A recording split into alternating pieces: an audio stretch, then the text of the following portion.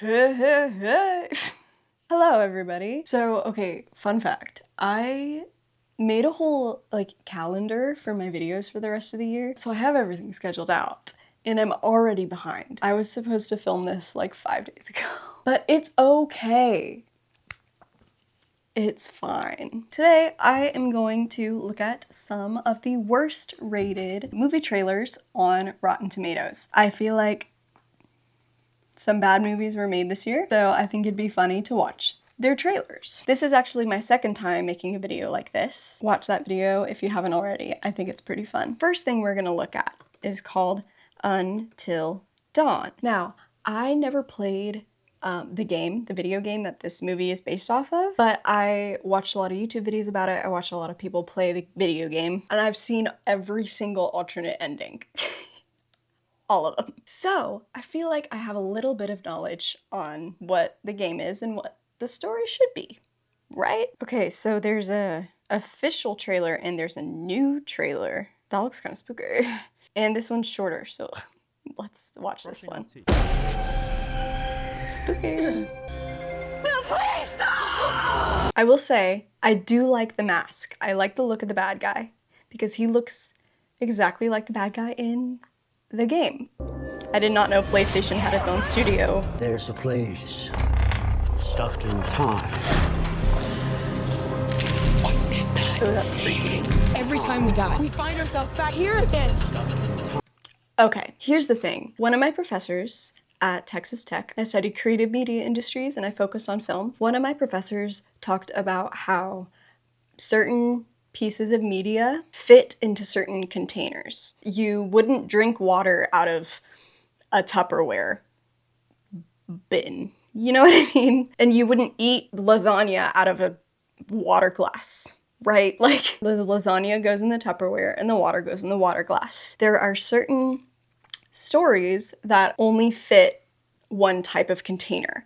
And I personally think that the Until Dawn story, the container for that is the video game. It has so many different endings. Every single choice that you make as a player affects the outcome.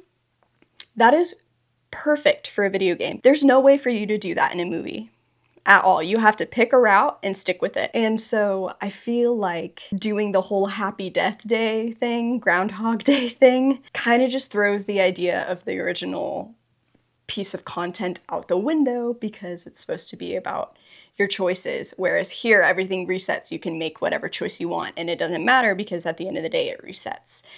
Does that make sense? So I feel like they lost the integrity of what we loved so much about the video game. Every night something new is trying to kill us. That's The Purge, isn't it? Something new is trying to kill them every single time. I don't like it. If you want to do Happy Death Day 3, you can do Happy Death Day 3. Don't call it Until Dawn and not do Until Dawn. Something new is trying to kill us. What is that? Oh my. Wait. None of them really scared me. Sorry. Ooh. But this big thing, that is pretty spooky. We have to make it until dawn. Wait, does someone die by childbirth? I sure hope not. We have to make it until dawn.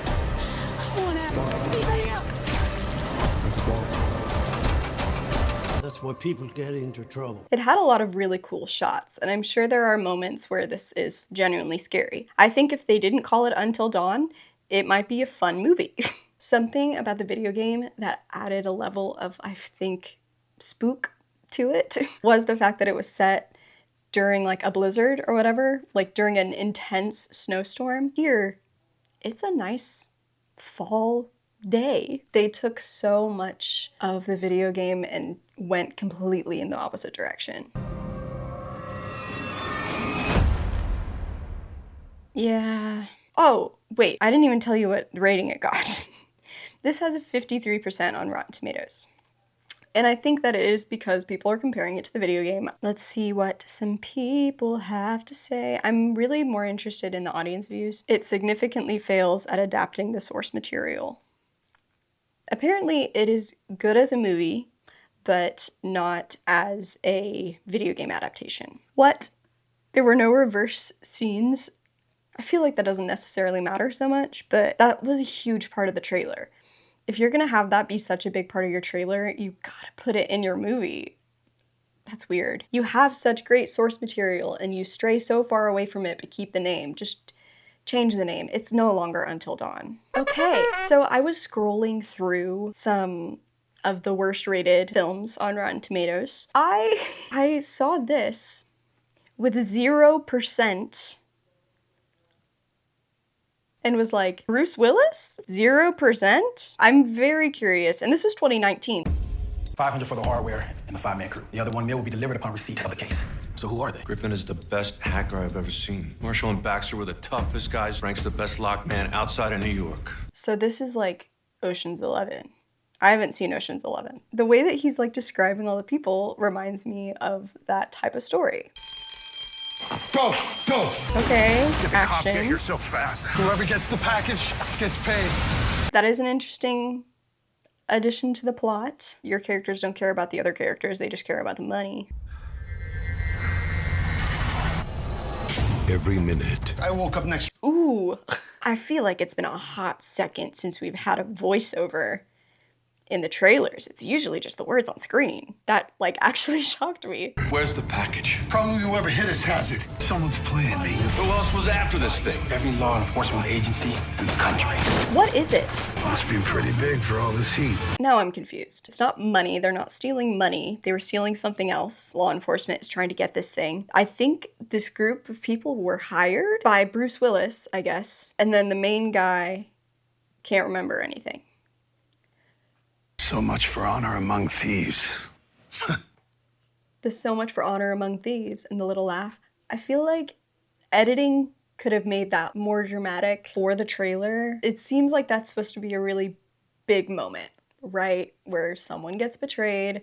Why would you put that in your trailer if they're getting betrayed? If you're gonna have that be a punchline to your trailer, then it should feel like a punchline. Not in a comedy way, but like a bam. You know what I mean? 10 minutes gone.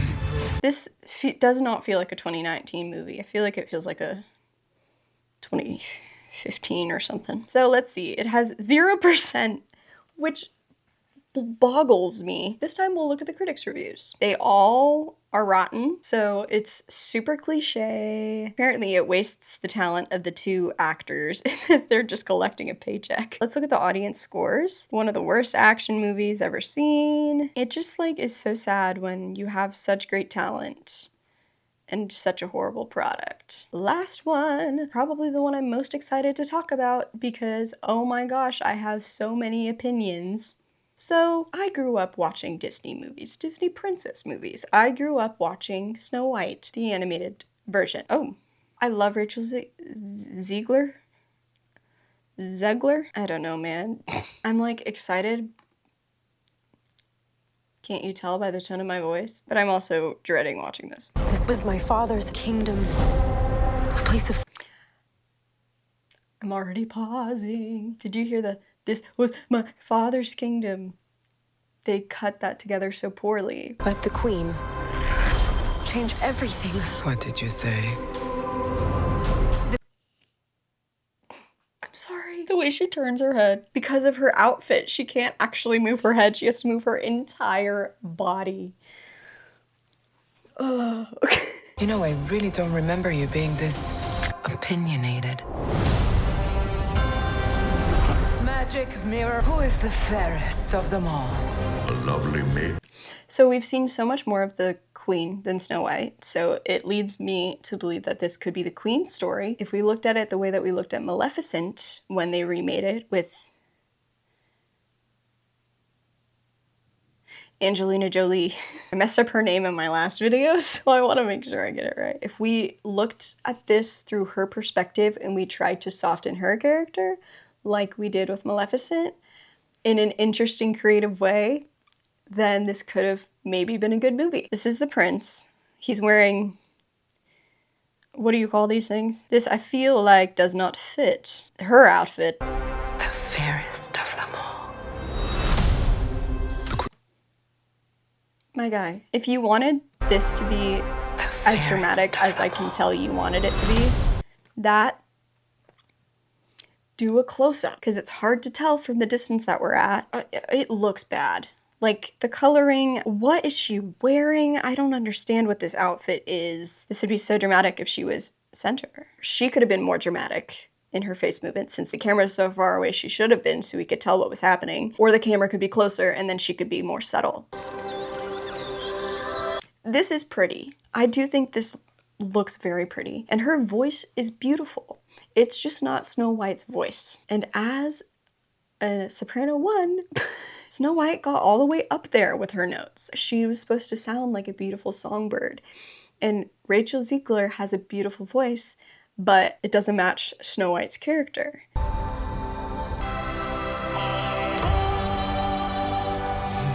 You CGI'd the dwarves. There are definitely fantastical elements, like the birds, you know, moving her blanket or whatever. You know, there are definitely fantastical elements that need CGI. But cast people. And I know they have actors that are doing the voice and stuff. What did you think I was? Nothing. Ghost. Not funny. The queen stole everything from all of us. What did she steal from the dwarves? I want to go back to, I forgot to mention this earlier when I was looking at Gal Gadot because there were so many other things I had to talk about. How can you have a character that's all about, I want to be the most beautiful person in the kingdom. I want to be the fairest of them all. How can you cast someone who was like known for her beauty? She was Wonder Woman. She was like, I think she was Miss Israel. How can you have her play this character? Because this character is all about insecurity and how she looks. Did I frighten you? That looks good. This is like the one, I wish the apple was a little more vibrant. This shot looks good. I just wish it was more vibrant. Colors are so muted. This is Disney. Light it up. I talked a lot. Let's see what other people have to say. Snooze fest. Bland. Misguided. Miscalibrated. I do want to read some of the positive. This is all about Rachel's voice. Improvement on character development. The movie could have been called anything else but Snow White. Similar to how we had Until Dawn. We don't need to keep making live action remakes. Anyway, the live action remakes break my heart and I want us to come up with new stories. Anyway, if you have any opinions differing to mine, or if you want me to hear what you have to say, because I want to hear what you have to say, comment it below. Let me know if you've seen these movies. I haven't seen any of these, actually. Let me know if the trailer is actually accurate to the film, because sometimes that's not the case. If you want me to watch more trailers of bad movies, also comment that below. Go ahead, like this video as well. Subscribe. Because that's pretty cool. Hopefully I can have multiple videos up every month now. Thank you so much for watching. Adios. You rock, and I'm rolling out. Peace. Mwah.